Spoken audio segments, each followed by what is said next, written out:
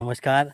आज आम्ही आषाढीच्या निमित्त खास इथे पिंगुळी मठात वृक्षवल्ली आंबा सोयरी तुकारामांच्या अभंगाप्रमाणे आम्ही आज इथे आलेलो आहोत.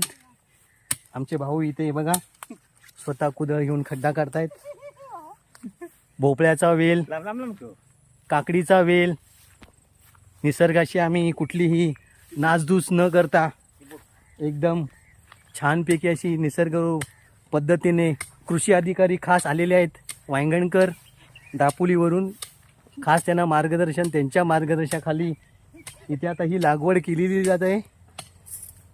अजून 2-3 महिन्यानंतर म्हणजे साधारण एक श्रावण संपला, गणपतीच्या टायमिंगला तुम्ही हे जे आम्ही आता इथे छोटे छोटे रोप लावलेत, काकडे, चिबूड आणि भोपळा यांचा तुम्ही आस्वाद घेऊ शकता.